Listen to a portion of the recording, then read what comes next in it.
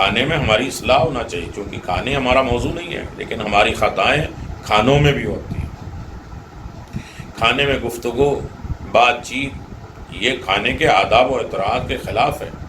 کھانے میں کھڑے ہو جانا بغیر ماں باپ کے یا امام کے، کسی کے لیے کھانے میں کھڑے ہو جانا، یہ خطائیں اور غلطیاں ہیں، اس کی اصلاح ہونا چاہیے، تاکہ جو ہمارے اندر جا رہا ہے وہ خون گوشت اطاعت کا ہو، حکم الہی کا ہو، اصلاح پسند مزاج ہو۔ جو شخص یہ چاہتا ہے کہ کھانا اسے ضرر نہ پہنچائے، نقصان نہیں پہنچائے، تو اسے چاہیے کہ وہ اس وقت تک نہ کھائے جب تک بھوک نہ ہو۔ ہماری خطا کیا ہے؟ کسی نے آفر کیا، پیٹ بھرا ہے، آپ کہہ رہے ہیں، اتنا زور دے رہے ہیں، تو لاؤ کھائی لیں۔ دل تو نہیں چاہ رہا، لیکن یہ پسندیدہ چیز ہے، لہذا تھوڑی سی کھائی لیں۔ حاجت تو نہیں ہے، لیکن بس چلو بیٹھ جاتے ہیں تمہارے ساتھ۔ یعنی یہ کیا ہے؟ یہ انسان اپنے کو ضرر اور نقصان پہنچا رہا ہے جب تک بھوک نہ ہو، اور ہم اس طرح سے بھوک کے اعتبار سے اگر آمادہ نہیں ہیں تو یقیناً ہم یہ دعا کرتے ہیں کہ میرے کریم پروردگار، میرے رحیم کریم پروردگار، یقیناً کھانا ہمارے لیے نقصان دہ نہ ہو، ہمارے لیے ضرر کا ذریعہ نہ ہو۔ تو کب؟ جب تک بھوک نہ لگے نہ کھاؤ، معدہ خالی نہ ہو چکا ہو تو نہ کھاؤ، کھانا خوب چبا چبا کے کھاؤ۔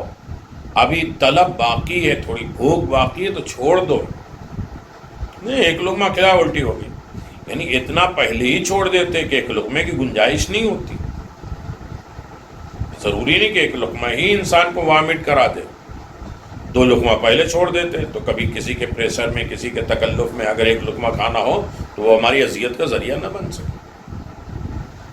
یہ امام محمد باقر علیہ السلام، جو شخص کھانے پینے سے پہلے بسم اللہ اور آخر میں الحمدللہ کہے گا تو اس سے نعمتوں کے بارے میں سوال نہیں کیا جائے گا۔ کتنی بھی نعمت ہے دسترخوان پہ کھائے، اور کھانے کے بارے میں تو اللہ سوال ہی نہیں کرے گا۔ یہ غلط سوچ ہے۔ اسی کھانے کے ذریعے ہم اپنی سوچ بدلیں، اصلاح کریں۔ یہ کھانا ظاہری نعمت ہے تو حقیقی نعمت کیا ہو؟ ثم لتسألن یومئذ عن النعیم، پھر ان سے جو ہے اس نعمتوں کے بارے میں سوال کیا جائے گا۔ امام جعفر صادق علیہ السلام کا دسترخوان لگا ہے، بہترین کھانے لگ رہے ہیں۔ ابو حنیفہ نے پوچھا کہ اتنی نعمتیں ہیں، اس کا حساب و کتاب کیا ہوگا؟ فرمایا ثم لتسألن عن النعیم، جو تم پڑھتے ہو قرآن مجید میں، جو ہمیں دلیل بیان کر رہے ہو، یہ وہ نعمت نہیں ہے۔ یہ تو دنیا میں ایک انسان میزبان مہمان کو کھلانے کے بعد حساب نہیں کرتا، چاول اتنے کا تھا، گوشت اتنے کا تھا، اور یہ تم نے اتنا لقمہ کھایا اور اتنا، تو وہ میزبان حقیقی ہے۔ وہ کھانے کے بعد ہاں کھانے میں حلال و حرام پوچھا جائے گا، نجس پاک پوچھا جائے گا، غصبی تو نہیں ہے، اپنا ہے پرایا ہے، یہ پوچھا جائے گا۔ لیکن جس نعمت کے بارے میں حساب و کتاب ہو جائے گا اور رکھا جائے گا، وہ نعمت ولایت ہے، نعمت محبت ہے۔ آل محمد علیہ السلام سے محبت کرنے کی نعمت کے بارے میں سوال کیا جائے گا۔ تو یہ روزہ ہمیں کھانے پینے کی طرف جو ہم تلقین کر رہا ہے، بلاتا ہے، اگر ہم صرف جو ہے وہ بھوک اور پیاس کا نام بھی روزہ سکتے ہیں تو اس سے بھی ہماری اصلاح ہو سکتی ہے۔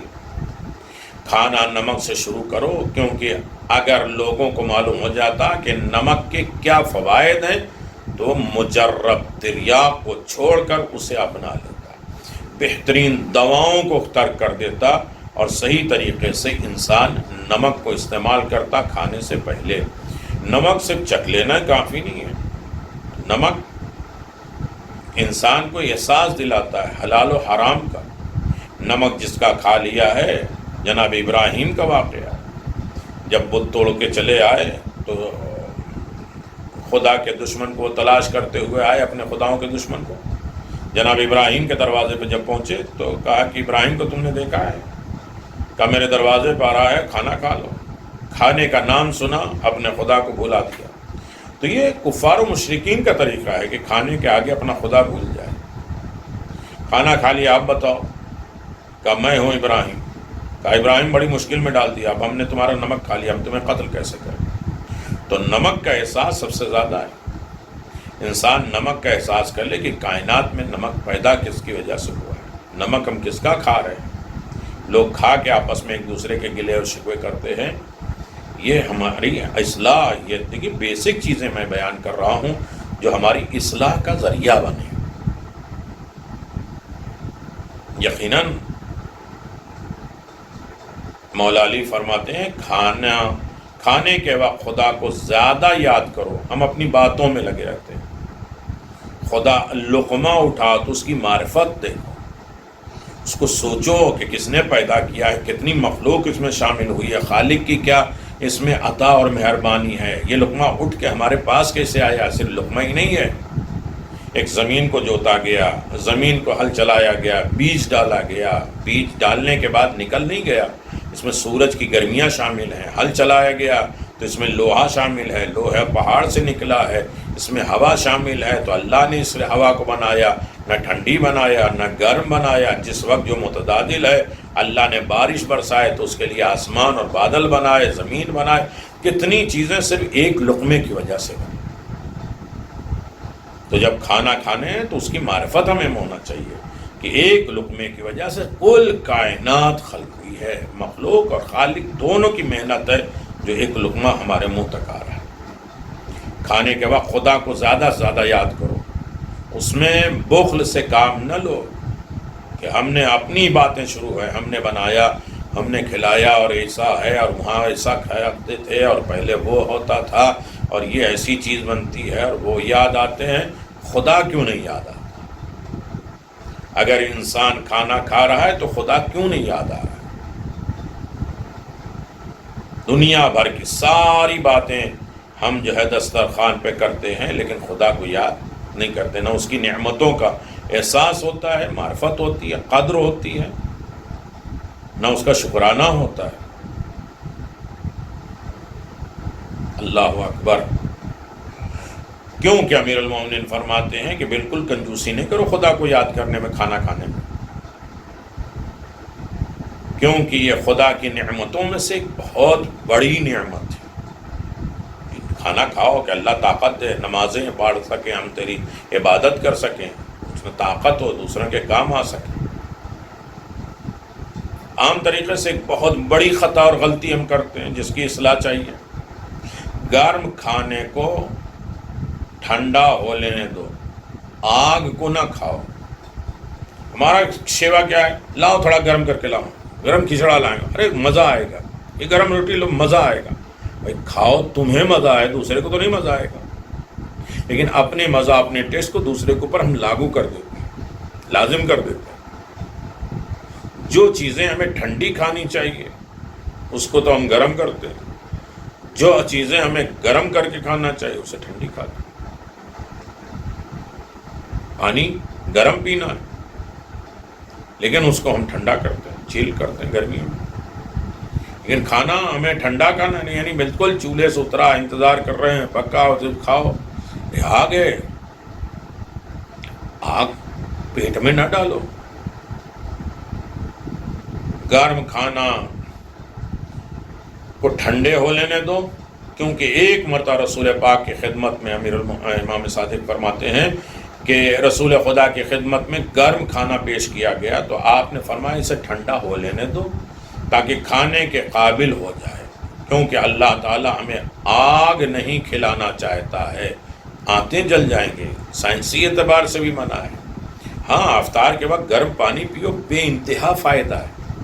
اس کی چیزیں میں آپ کی خدمت میں گزارش کروں گا. یہ اصلاح ہے، معدے کی اصلاح، پیٹ کی اصلاح کرنا چاہیے. چلو ٹھیک ہے، ہم دین اور نفس اور شریعت کی اصلاح جو ہے وہ اپنی زندگی میں خطاؤں کی اصلاح نہیں چاہتے تو کم از کم اپنی باڈی، اپنی سوچ، اپنے خون، اپنے پیٹ کی اصلاح تو ہم کر لیں. کہ اللہ یہ نہیں چاہتا ہے کہ جہنم کی آگ اپنے پیٹ میں بھر لو. اور برکت بھی ٹھنڈے کھانے میں ہے، گرم کھانے میں برکت نہیں ہے. جو لوگ چاہتے ہیں وہ کھانا جو ہے وہ برکت والا ہو جائے تو انہیں کیا چاہیے؟ انہیں یہ چاہیے کہ وہ کھانے کو صحیح طریقے سے استعمال کریں اور کھانے کو گرم نہیں کھائیں۔ امام علی رضا علیہ السلام نے فرمایا کھانا اور پینے کی چیزوں میں پھونک مارنے سے منع فرمایا۔ چائے اتنی گرم ہے پھونک مار کے ہم جو ہے پیتے ہیں، کہ کوئی بھی اور دنیا بھر چیزیں پھونک مارتے ہیں، پانی ہے اس پر دم کر کے پھونک مارو، پانی کے اوپر سورہ پڑھ دو، یہی دم ہوتا ہے۔ پھونک مارنا ہو سکتا ہے اس کے منہ کی جو ہے وہ باس اور گندگی یا بیماری یا کوئی بھی چیز انسان کی زندگی میں لگ سکتی ہے۔ تو بظاہر یہ ایک چیز جو ہے وہ بیسک ہے، لیکن یہ ان تمام چیزوں میں ہم خطائیں کرتے ہیں۔ اسی طرح اگر سوچ لیا جائے سونے میں، جاگنے میں، پینے میں، سونے میں، ان تمام چیزوں کی ہماری اصلاح ہونا چاہیے۔